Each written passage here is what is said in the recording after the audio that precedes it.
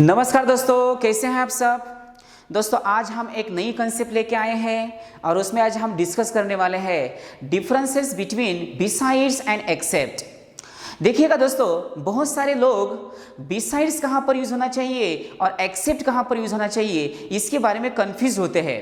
इसलिए बिसाइड्स का यूज और उसका मीनिंग और एक्सेप्ट का यूज और उसका मीनिंग आज हम डिस्कस करने वाले हैं दोस्तों। तो चलिए शुरुआत करते हैं बिसाइड्स से। Besides is used in the sense of in addition to somebody or something। आप देखिएगा दोस्तों, यहाँ पर in addition to somebody or something ऐसे बोला है, इसका मतलब वो चीज वहां पर ऐड होती है।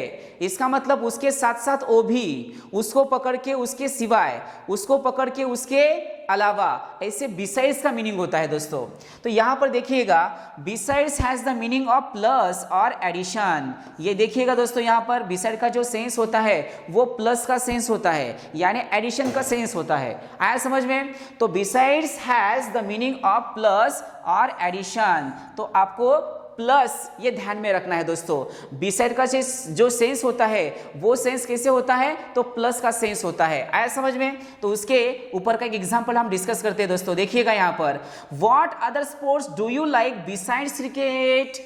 यहाँ पर हमने क्वेश्चन किया है कि क्रिकेट के साथ साथ और आपको कौन से स्पोर्ट्स पसंद है। तो उसमें क्रिकेट तो है ही है, क्रिकेट के साथ साथ और दूसरे स्पोर्ट्स ऐसे हमने पूछा है। इसलिए यहाँ पर जो सेंस है वो सेंस कैसे होना चाहिए दोस्तों, तो प्लस का सेंस होना चाहिए। और एक एग्जांपल यहाँ पर देखते हैं दोस्तों। यहाँ पर देखिएगा, besides a bike I have a car. इसका मतलब मेरे साथ बाइक के साथ कार भी है, मेरे पास बाइक के साथ कार भी है, यानी मेरे पास बाइक भी है और कार भी है।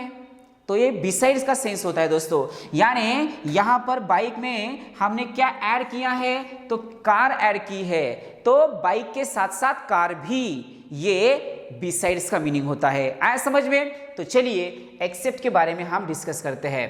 Accept is used in the sense of not included in a statement. आप देखिएगा यहाँ पर नॉट इंक्लूडेड का मतलब क्या होता है, उसको छोड़ के। यहां पर क्या था, उसके साथ साथ, यहां पर क्या है, उसको छोड़ के, वो कंटेंट उसमें नहीं होता है। आया समझ में। आप देखिएगा यहां पर इसका सेंस क्या होता है, except has the meaning of minus और सब्सट्रैक्शन। यहां पर क्या था दोस्तों, तो यहां पर था प्लस और एक्सेप्ट में क्या है, तो माइनस है।